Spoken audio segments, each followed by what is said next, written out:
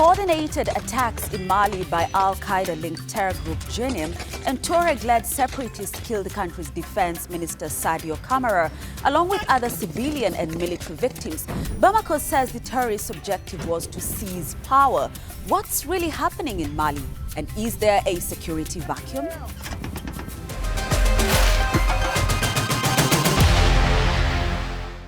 À l'heure où je vous parle, as I speak, security measures have been stepped up. The situation is under control and operations to comb the area, conduct searches, gather intelligence and secure the area are ongoing. The regime will fall, sooner or later. It will fall. They have no way to stay in power, so they have no solution, neither in Bamako nor in the rest of the country. For the first time, the Al-Qaeda affiliate Jamaat Nusrat ul-Islam wa al-Muslimin, or Jnim, coordinated with Tuareg separatist fighters from the Front de Liberation de la Azawad, FLA, to launch simultaneous attacks across Mali.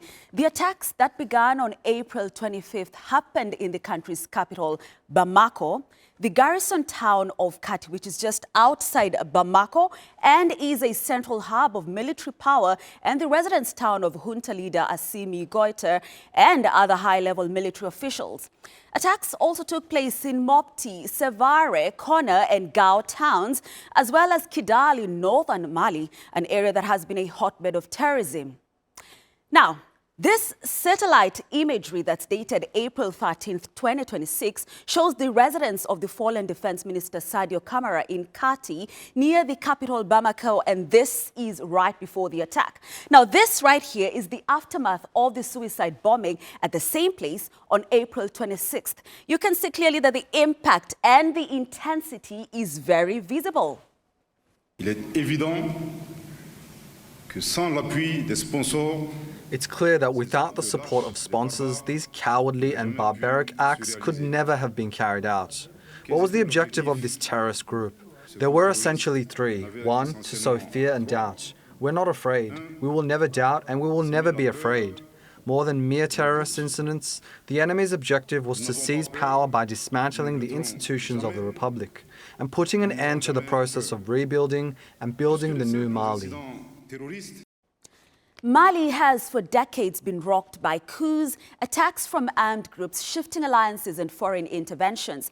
This year's Global Terrorism Index lists Mali as the country fifth most impacted by terrorism in the world. We condemn this aggression against the state. We always condemn it and we continue to do so. We were used to it, but this one has been very violent. Yet, let us tell the attackers that Malian people remain unshakable and we will hold out until the last man. So in 2012, ethnic Tuareg separatists allied with fighters from an Al-Qaeda offshoot launched a rebellion that took control of the country's north. The following year, the armed group fighters were driven out by Malian forces in collaboration with French troops and soldiers under the African-led international support mission to Mali. In 2015, a UN-backed peace deal between the government in Bamako and northern groups fighting for Azawad, which is the name given to northern Mali by Tuareg separatists, promised decentralization, but implementation stalled. Fast forward to 2020 and President Ibrahim Boubacar Keïta was overthrown after months of protests. Months later, in May 2021, Colonel Assimi Goïta seized power in a second coup. In December the same year, Russian mercenaries arrived to support in the fight against armed groups. The junta government subsequently broke its defense accords with France. And in 2024, authorities terminated the 2015 peace deal with Tuareg rebels in the north, accusing them of not complying with the agreement. And the insecurity threat continues. Effective today, access to Bamako is completely closed. Leaving the city is not a problem, but entering it is strictly prohibited until further notice. Anyone who insists on taking the roads leading to Bamako and Kati will face the consequences, including the risk of death. Whether you are on foot, by motorcycle or by car, Bamako is locked down and no exceptions will be tolerated. However, for those who wish to leave, the way is clear. Now, before the 2020 coup, there were roughly 20,000 regional and international troops in Mali. The junta now only relies on an estimated 1,000 to 2,500 Russian Wagner Group paramilitary forces, now known as the Africa Corps. Moscow says their response to the attacks helped prevent a coup, but it resulted in them withdrawing from Kidal in northern Mali. Now, the Tuareg rebels want Russia to withdraw from all of Mali. We consider it important that the country returns to a peaceful, stable course as soon as possible. All right, let's now hear from Beverly Ocheng, a senior analyst at Control Risks. She joins us from Dakar, Senegal. Thank you so much, Beverly, for making the time for this conversation. And we start right there because you're joining us from Senegal, which actually neighbors Mali. I mean, what can you tell us about the present situation in Mali and just who's sponsoring these attacks? I ask because the country's prime minister mentioned sponsors and called them out. Well, yes, I mean, there have been concerns, of course, because the insurgency in Mali is having some spillover effects, and this is bound to get worse depending on how this siege continues. In recent days, we have seen an alliance by the Jnim, the Al-Qaeda group in Mali, as well as the FLA, which are the Tuareg separatists. They have confirmed that they're coordinating a series of attacks in the north and the central regions, and Jnim itself is now undertaking what it calls a blockade of the capital, Bamako, and the garrison town of Kati. These groups have had long affiliations over time. They've had various ways of being able to sustain a campaign and sustain an insurgency. They do take part in some illicit activities in border regions of the country. They have long had an interesting economic model around artisanal mining sites. But this is a culmination of years of hostilities against successive governments, and now it's coming to a hilt with the military government that had pledged that it would remove or it would, rid the country of the insurgency. Of course, there are speculation around the actions or the inclinations of the and international community. The FLA has long been perceived to be supported by countries like Algeria, which has denied these claims. Of course, Algeria was the broker of the peace agreement between Mali, the central government, and the Tuareg separatists at the time in 2015, which collapsed. But we are bound to see a continuing resurgence, given that the end goal for Jnim and the FLA is for the military government to perhaps hand over power or establish a new transition. And I have two follow-up questions. I'll start with what you just said now, because then what's the motive by these terror groups? Because we have had them rightfully say that they want, Russians out of Mali, and we have had the government say that they want to seize power. But what really is the motive behind these attacks? Because they didn't just start today, Beverly. Well, yes. I mean, Mali has had an insurgency, at least this current one, since 2012. In the northern region, for a long time, there had been various fights for the autonomy and even the independence of the region, which was being led by the separatists and then the peace deal in 2015. At the moment, the two groups see that they have one common aggressor in their view, which is the military-led government. And so they are fighting against it. It's not so easy for them to then claim that they can be an authority in Mali. They do not have as much support or legitimacy nationwide. Jnim in particular has had strongholds in the northern and central regions, but their occupation has primarily been violent, attacking sometimes civilians as well as security forces. Even though they've been able to pivot towards the south and escalate the security situation around Bamako using transit routes, using mining areas as a way of trying to leverage their position in the government, they do not have as much legitimacy. So the most they can do is put pressure on the government and seek convenience alliances, both with the separatists in the north, but also with sympathetic political groups that may want to see negotiations in the long run with the armed and separatist groups. Right, and just going back to, again, what you mentioned earlier, when the junta came in, they cited severe insecurity as justification for the coups, right? The question then would be, why is this junta struggling to contain this growing threat of militant attacks? Because if you'd allow me, I quote a research by the Africa Center for Strategic Studies, which actually says that annual fatalities linked to militant groups in Mali have tripled under the junta. Well, yes, there have been challenges and constraints within the security forces. One, because with the withdrawal, and that was, demanded by the military government of French UN forces, as you pointed out earlier, it left a gap. And even though the Russian paramilitaries came in, it's not a significant number compared with that infrastructure. Not that infrastructure itself by the French and the UN was sufficient. Militants were still able to push into the central regions and begin a campaign towards the south, despite that deployment. The underpinning issues are responsiveness towards the insurgency, how the military was postured over the years to be able to deal with a dynamic group that is able to co-opt local grievances to recruit and expand operations, capacity gaps, and being able to acquire equipment. This military government has made some strides in acquiring equipment under the former defense minister, who was actually killed in the recent spate of attacks, Sadio Camara. But of course, the challenges will persist given that it's not at an adequate plug-in. There's other measures beyond just military approach. People have called for some dialogue with some of the groups involved in the violence that has been taking place in the region. It's not a stance that the government is in favor of. They favored a more military campaign. If you see the most recent statements coming out from Goita, the interim president who chaired a meeting overnight to discuss their strategy, it's for them to double down on counterinsurgency. Absolutely, because we're talking about 20,000 regional and international troops then versus about 2,500 Russian Africa Corps now. The question again, Beverly, is the long and short of it. Is there a security vacuum in Mali? Would I be right in saying that?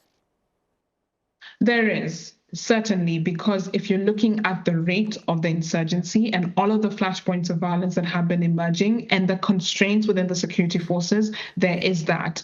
There are areas where they have put more strategic presence. So the push towards the north by the military government was to ensure that they consolidate territory. But that meant that they left a gap in a region in the south, Kai, Sikaso, Buguni, Kulikoro, where the insurgency hadn't quite become as robust as we're seeing now, which is now what's happening. There are plans, of course, by not just Mali, but its neighboring countries, its allies, Burkina Faso, Niger, to establish a joint force. The challenge with that, again, going back to the constraints, is these are countries facing similar insurgencies by similar groups. They need to be able to figure out how to prioritize their various front lines, support each other. Over this weekend of attacks, beyond statements of solidarity, there wasn't any clear movement on what the joint force by these three countries would do to push back these insurgents. That could be a strategy that is taking place in the background that will be seen much later. And also beyond that, for the regional community, seeing that this is becoming a more existential threat, ECOWAS, despite the withdrawal of the Sahelian countries, thinking about coordinating or being proactive, protecting their borders, preparing for humanitarian, emergencies if they do emerge.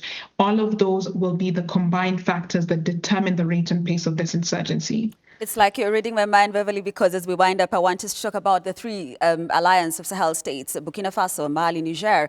What's the implication of these attacks on these three countries? What happens to their push for sovereignty? Because when these junta governments came in place, the first thing, the priority for them was a push for sovereignty. That's why they kicked out all these foreign troops. What happens now?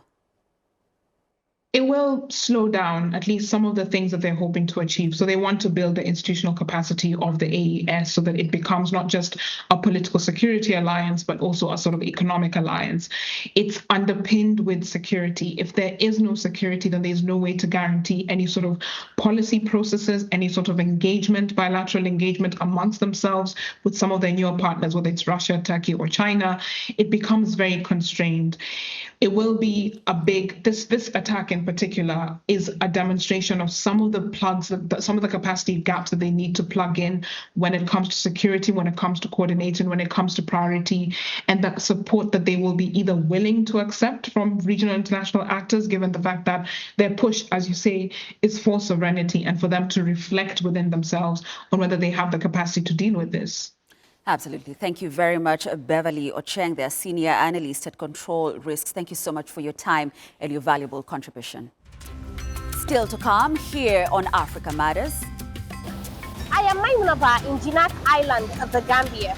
Along this coastline, young Gambians continue to risk their lives on dangerous Atlantic crossing in search for a better life, while families home wait for news that may never come. I'm Jack Mangut in Abuja, and I'm reporting on how meningitis remains a health challenge in Africa's most populous country, Nigeria.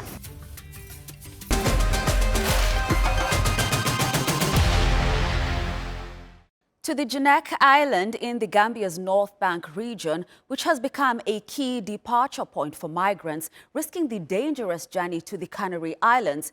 Many never make it, leaving families between hope and grief. Locals say life here is deeply tied to the sea and to spiritual beliefs passed down through generations, as Maimunaba reports.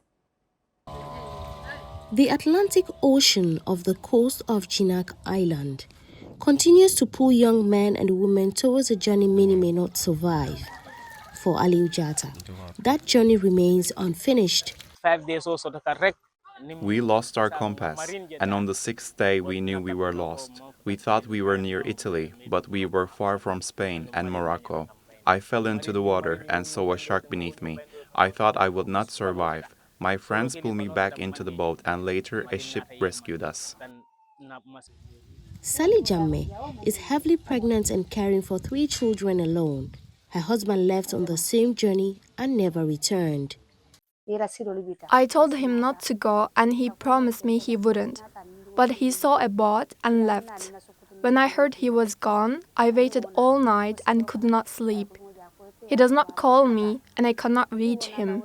My children ask when their father is coming back and I have no answer.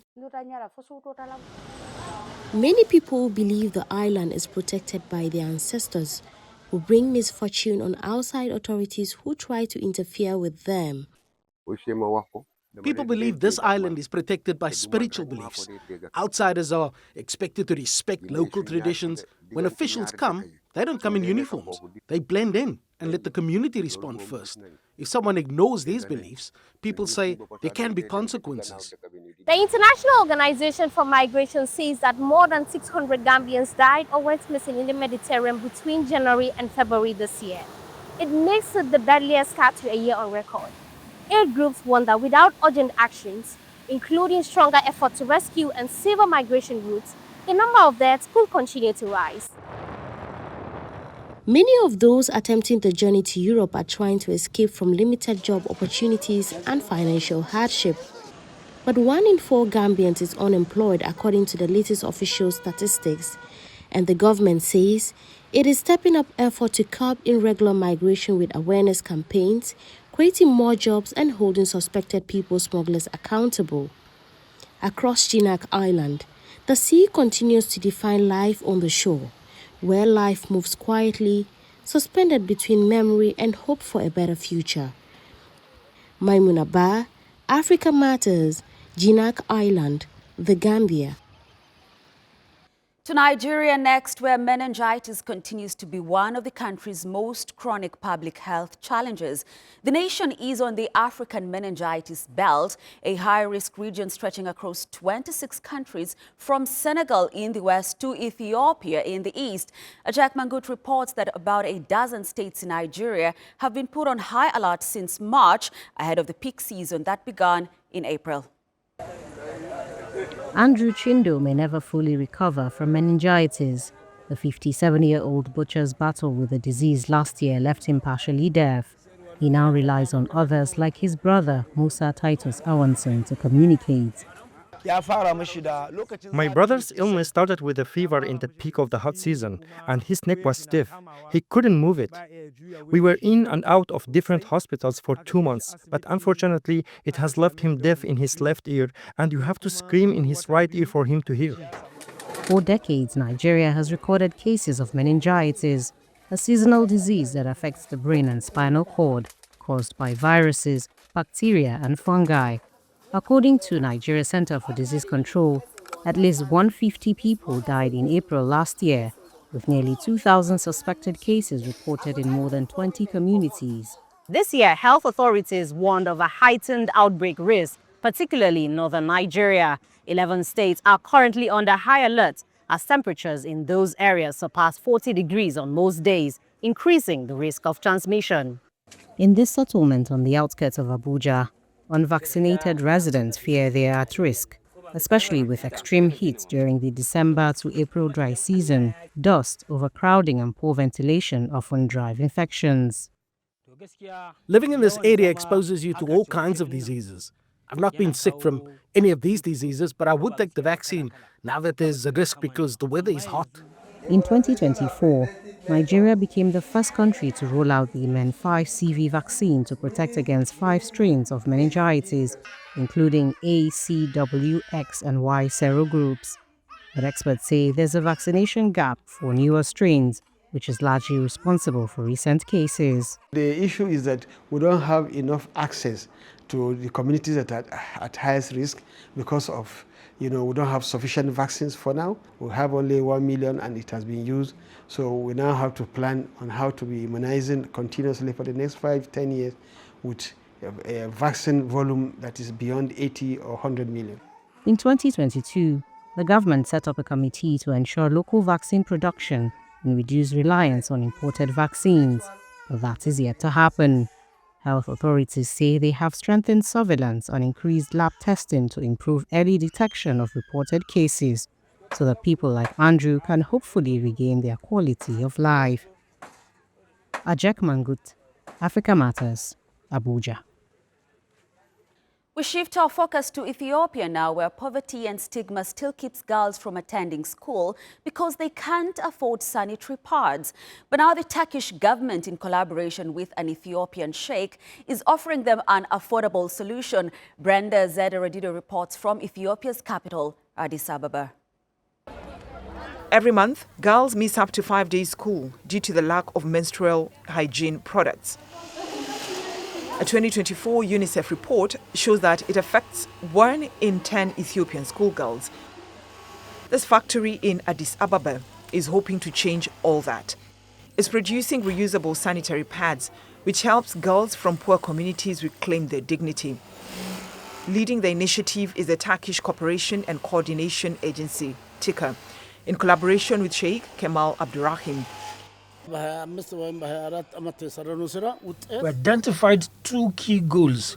First, many young girls, especially in rural areas, stay hidden indoors, so we produce sanitary pads to support them. Second, this job creates job opportunities for young women. TICA established this factory and provides the production materials. They sell kits that contain a year's worth of reusable sanitary towels, an undergarment, and soap. The kit costs $2 each, compared to disposable pads in the shops that cost $1 a pack. The workshop employs local women to produce reusable sanitary pads. To date, more than 5,000 pads have been made and distributed to help rural women and girls who often lack access of female hygienic products. Abiba Mohammed now works in the factory making the pads. Back in the day, she was one of those girls who missed school because she couldn't afford sanitary towels. She's now determined that no other girl should have to stay away from school. I'm really happy to work here because I know where these products will go, and I can imagine the joy they will bring. Thinking about that makes me feel excited. Piecing together hygiene, equality, and uninterrupted schooling. Brenda Zederedido, Africa Matters, Wereda, Ethiopia. And finally, we wrap up with athletics and a barrier that many believed would never fall. The sporting world was rocked when Sebastian Sawe broke the world record at the London Marathon on April the 26th. The Kenyan became the first man ever to complete the 26.2-mile course in an astonishing 1 hour, 59 minutes and 30 seconds. Peter Franks picks up the story. They said it couldn't be done, that no human could run a marathon in under 2 hours. Well, in London it happened. In ideal conditions and roared on by tens of thousands lining the streets of the capital, Kenya's Sebastian Sawe broke the barrier. Running a world record in London, I think, is something not to be forgotten. It will be something to be remembered, and it will remain in my mind forever. It certainly will, with the 31-year-old crossing the line on the Mall in 1 hour, 59 minutes and 30 seconds. So fast that Ethiopia's Yomif Kajelka in his debut marathon also ran sub-2. So fast that Jacob Kiplimo's time of 2 hours 28 seconds in third place was also inside the previous world record. The level of competition and the quality of the athletes competing in the men's race was such that I knew it was going to be a good competition. I knew they were going to run fast, but I had no idea they were going to run as fast as that. Amongst a perfect mix of mild weather, a flat course, good pacemakers, a fast lead group and some very special shoes, Sadio and his pack were able to take marathon running to a new level. Paul Turgat was the first man under 2 hours and 5 minutes 13 years ago, and the target has slowly been whittled down. But a major leap came with the invention of the super shoe, which saw Eliud Kipchoge shave the record by 1 minute and 18 seconds in 2018. The revolutionary footwear has thick foam layers with a carbon plate and a spring-like design that propels the runner forward, with Kipchoge, Kelvin Kiptum and ultimately Sebastian Sawe the beneficiaries. When Roger Bannister broke the 4-minute mile barrier in 1954, the mark only lasted 46 days and proves records are there to be broken. The Kenyan believes he can go even faster, and surely someone will. Peter Franks, Africa Matters. That's our show this week. Share your thoughts and suggestions about the stories you've seen on this episode and leave your comments on our Africa Matters YouTube page or on X. Thanks for watching, and it's goodbye from me, Grace Kuria Kanja.